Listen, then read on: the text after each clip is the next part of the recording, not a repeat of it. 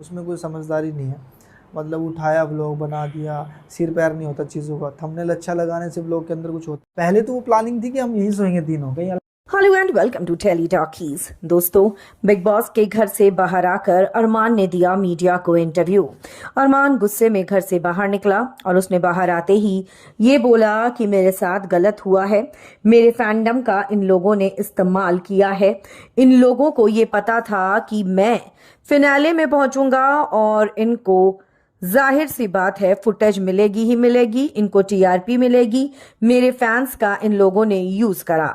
ऐसे में यहाँ पर अरमान से मीडिया ने पूछा कि आपको क्या लगता है क्यों किया इन लोगों ने आपके साथ ऐसा।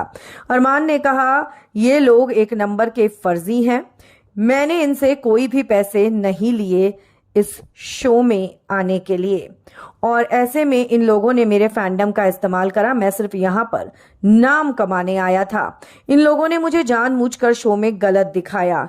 ये लोग मुझे और मेरी बीवी सबको खराब दिखाना चाहते थे। मैं अपनी दोनों बीवियों को रखूंगा। मैंने यही तो कहा था कि मैं अपनी दोनों बीवियों को रखकर उनके साथ रहता हूं। तो इसमें मैंने क्या गलत कहा था? मेरी हर बात को गलत करके दिखाया गया। मैं इस शो में सबसे रियल था, मैंने असली गेम खेला। सारे के सारे इस शो में गधे भरे पड़े थे, लेकिन मैंने तब भी हार नहीं मानी। और अब देखना, ये लोग उस नेजी को जितवा देंगे, उसको विनर बना देंगे। यहाँ पर अरमान से पूछा गया कि आपने तो शिवानी के साथ भी डबल गेम खेला, आप उसके मुंह पर उसके थे लेकिन उसके पीछे से उसके लिए बकवास करते थे। ऐसे में अरमान ने कहा ऐसा बिल्कुल नहीं है, मैं शिवानी के साथ हमेशा एक भाई की तरह रहा और उसको सपोर्ट किया। वो जहां गलत होती थी तो मैं उसको बताता था कि तू गलत है, जहां वो सही होती थी मैं उसको बताता था तू सही है। लेकिन जानबूझकर मेरी गलत चीजें ही इन लोगों ने दिखाई। हाँ, मैं ये जरूर कहूंगा कि शिवानी में अकल कम थी और इसीलिए वो एलिमिनेट हो गई। मेरे में अकल थी और मैं खेलता रहा, मैं दाव चलता रहा।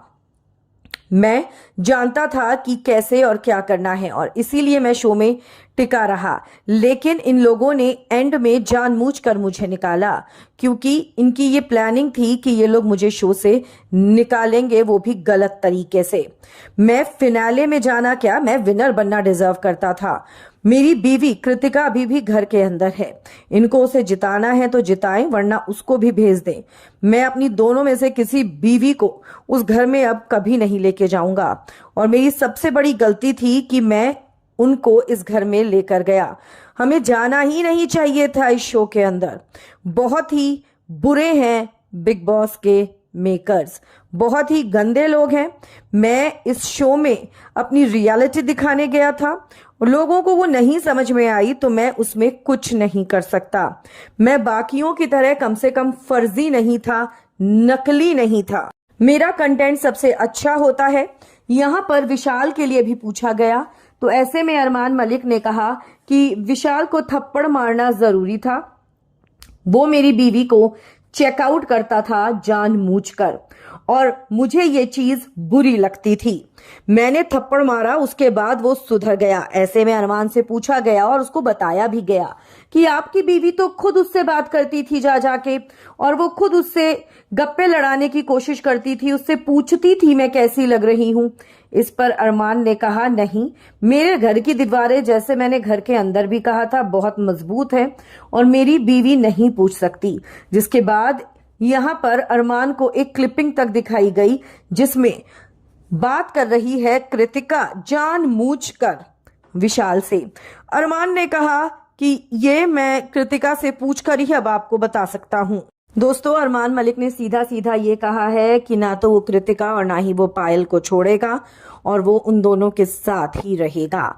देखना अब ये होगा कि किस तरीके से फैंस की हेट्रेड इसको मिलती है और किस तरीके से अब मलिक खानदान अपनी लाइफ के इन इश्यूज को सॉर्ट आउट करता है। आप क्या कहेंगे? कमेंट्स में आप जरूर लिखकर बताएं।